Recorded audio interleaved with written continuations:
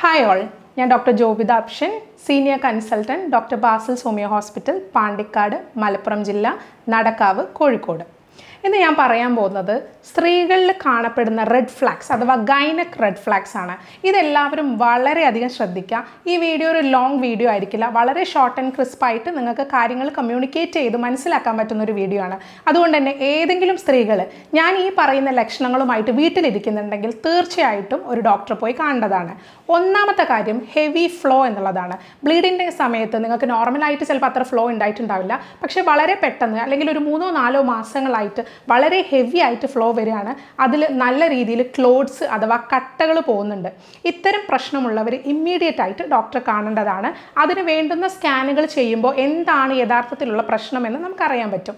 രണ്ടാമതായിട്ട് ഇൻ്റർമെൻസ്ട്രൽ ബ്ലീഡിങ്, അതായത് ഒരു ബ്ലീഡിങ് കഴിഞ്ഞു, വളരെ നോർമലായിട്ടുള്ള ഒരു ബ്ലീഡിങ് ആയിരുന്നു, എന്നാൽ അടുത്ത ബ്ലീഡിങ് തുടങ്ങാൻ 28 ദിവസം ഇരിക്കെ അതിനിടയിൽ ഒരു സ്പോട്ടിംഗ് ആയിട്ട് ബ്ലഡ് പോവുക.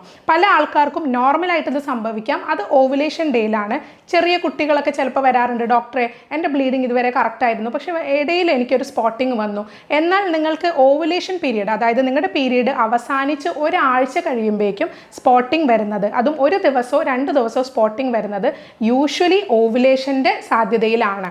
അതല്ലാത്ത പക്ഷം നിങ്ങൾക്ക് ഇൻ്റർമെൻസ്ട്രൽ ബ്ലീഡിങ് വരിക, 2 പീരീഡിനിടയിൽ ഡേയ്സിൽ പല ദിവസങ്ങളിലായിട്ട് സ്പോട്ടിംഗ് ആയിട്ട് ബ്ലീഡിങ് കാണുക, അല്ലെങ്കിൽ ഒരു ബ്ലീഡിങ് അവസാനിക്കാതെ അതിൻ്റെ ഫ്ലോ കുറഞ്ഞതിന് ശേഷം സ്പോട്ടിംഗ് ആയിട്ട് ബ്ലീഡിങ് മുന്നോട്ട് പോകുന്ന ഒരു സാഹചര്യത്തിലും ട്രീറ്റ്മെൻറ്റ് എടുക്കേണ്ടതാണ്. അതുപോലെ തന്നെയാണ് ബ്ലീഡിങ് കുറേ നാൾ കാണാതിരിക്കുന്നത്. യൂഷ്വലി 40+ ആയ സ്ത്രീകളിൽ അല്ലെങ്കിൽ 45+ ഒക്കെ ആയ സ്ത്രീകളിൽ ഇത്തരത്തിൽ ബ്ലീഡിങ് സ്റ്റോപ്പ് ആകുമ്പോൾ നമ്മൾ പെട്ടെന്ന് പാനിക് ആവില്ല. കാരണം ബ്ലീഡിങ് സ്റ്റോപ്പ് ചെയ്യാനുള്ള ടെൻഡൻസി അവിടെയുണ്ട്. മെനപ്പോസ് അല്ലെങ്കിൽ ആർത്തവ വിരാമത്തിനുള്ളൊരു സാധ്യത അവിടെ നിലനിൽക്കുന്നതുകൊണ്ട് തന്നെ കൂടുതലും അതാവാം എന്ന് നമ്മൾ വിചാരിക്കും. ഇത്തരക്കാരിലും നമ്മൾ പക്ഷേ ഫൈബ്രോയിഡ് അല്ലെങ്കിൽ എൻഡോമെട്രിയൽ തിക്കനിങ് പോലുള്ള കണ്ടീഷൻസ് ഒക്കെ സ്കാൻ എടുക്കുമ്പോൾ കാണാറുണ്ട്. എന്നാൽ റീപ്രൊഡക്റ്റീവ് ഏജ് ഗ്രൂപ്പിലുള്ള ഒരു സ്ത്രീയെ സംബന്ധിച്ച് മറ്റ് ശാരീരിക പ്രശ്നം ഒന്നും ഇല്ലാതിരിക്കെ അമിനോറിയ അഥവാ ആബ്സെൻസ് ഓഫ് പീരിയഡ്സ് കുറേ നാൾ വരികയാണെങ്കിൽ തീർച്ചയായിട്ടും നിങ്ങൾ ഡോക്ടറെ കാണേണ്ടതാണ്. ഇത് കൂടാതെ വരുന്ന റെഡ് ഫ്ലാഗ്സിൽ പെട്ടതാണ് നിങ്ങൾ ബന്ധപ്പെടുന്ന സമയത്ത് യൂഷ്വലി ഉണ്ടാവുന്ന പ്ലഷർ കിട്ടാതിരിക്കുക അഥവാ അതികഠിനമായിട്ടുള്ള വേദന. ചില സ്ത്രീകൾ ഒ പിയിൽ വന്നിട്ട് പറയാറുണ്ട്, ബന്ധപ്പെടുക എന്ന് കേൾക്കുമ്പോൾ തന്നെ ഡോക്ടർ എനിക്ക് ടെൻഷനാണ്, ഞാൻ എന്തെങ്കിലും പറഞ്ഞ് ഒഴിഞ്ഞു മാറാറാണ്, അല്ലെങ്കിൽ രാത്രി ഞാൻ ഉറക്കം അഭിനയിച്ച് കിടക്കാറാണ്.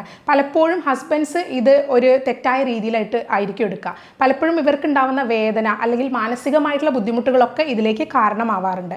നമുക്ക് മാനസികമായിട്ട് എന്തെങ്കിലും പ്രശ്നം ഉണ്ടാകുന്ന സമയത്ത് നമ്മുടെ ഹോർമോണും അതിനനുസരിച്ച് തന്നെയാണ് ഏറ്റക്കുറച്ചിലുകൾ ഉണ്ടാവും. ആ പീരീഡിൽ ആ സമയങ്ങളിലാണെങ്കിൽ നമുക്ക് മാനസികമായിട്ട് പിരിമുറുക്കം ഉണ്ടാകുമ്പോൾ ഇത്തരം ഹോർമോണൽ ഇംബാലൻസ് കൊണ്ട് പ്രശ്നങ്ങൾ ഉണ്ടാവാം. അപ്പോൾ നിങ്ങൾക്ക് താല്പര്യക്കുറവുണ്ടാവാം, ചിലപ്പം വജൈനിസ്മസ് എന്ന കണ്ടീഷൻ ആയിരിക്കാം, ഫ്ലൂയിഡ് കുറവുണ്ടാവാം, ബന്ധപ്പെടുന്ന സമയത്ത് വേദനയുണ്ടാവാം. അപ്പോൾ ബന്ധപ്പെടുന്ന സമയത്തുള്ള വേദന നോർമൽ അല്ല. എന്നാൽ ന്യൂലി മാരീഡ് കപ്പിളിൽ സ്ത്രീകളിൽ കുറച്ച് നാളത്തേക്ക് വേദന വളരെ നോർമലാണ്.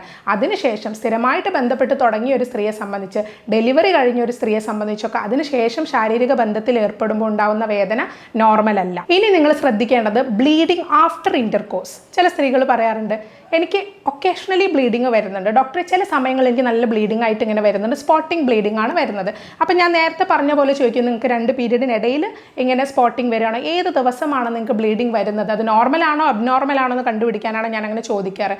പക്ഷേ ഞാൻ ഇത് നോട്ട് ചെയ്ത് വരാൻ പറയും. ഫസ്റ്റ് മന്തിൽ തന്നെ നമ്മൾ ചാടി കുടഞ്ഞ് നമ്മൾ മെഡിസിൻ കൊടുക്കേണ്ട ആവശ്യമില്ല. ഈ പേഷ്യൻ്റെ അടുത്ത് നമ്മൾ അനലൈസ് ചെയ്യാൻ പറയും, നിങ്ങൾക്ക് എപ്പോഴൊക്കെയാണ് ഈ ബ്ലീഡിംഗ് വരുന്നത് എന്ന് ശ്രദ്ധിക്കണമെന്ന്.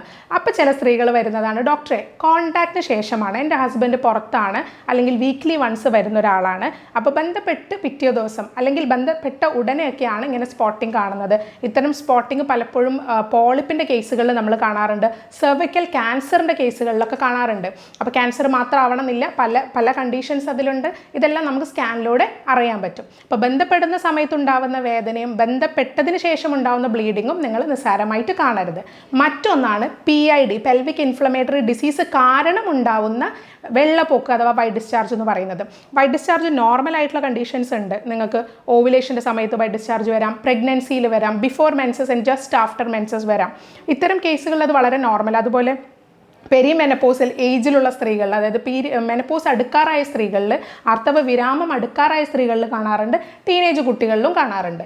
എന്നാൽ ഇത് നോർമലായിട്ട് വരേണ്ട പീരീഡ് അല്ലാത്തപ്പോഴൊക്കെ ഒക്കെ വരിക. അതിൻ്റെ കൂടെ ബാക്ക് പെയിനും അമിതമായിട്ടുള്ള ക്ഷീണം ഉണ്ടാവുകയും ചെയ്യും. ഇത്തരം കേസുകളിൽ നമ്മൾ നോക്കണം. അതുപോലെ ഈ ഡിസ്ചാർജിന് യെല്ലോയിഷ് കളർ ഉണ്ടെങ്കിലും തീർച്ചയായിട്ടും നോക്കണം. അപ്പം ഞാൻ ഈ പറഞ്ഞ കണ്ടീഷൻസ് ഏതെങ്കിലും രീതിയിൽ നിങ്ങൾക്ക് അനുഭവപ്പെടുന്നുണ്ട്, അത് 3 മാസത്തിൽ കൂടുതലായിട്ട് തുടർന്ന് പോകുന്നുണ്ടെങ്കിൽ തീർച്ചയായിട്ടും നിങ്ങൾ ഡോക്ടറെ കാണാൻ മടിക്കരുത്. ഈ വീഡിയോ എല്ലാവർക്കും ഉപകാരപ്പെടുന്നു കരുതുകയാണ്. ഞാൻ doctor Jobitha Apshan, doctor Basil homeo hospital, Pandikkad, Malappuram ജില്ല, നടക്കാവ്, കോഴിക്കോട്.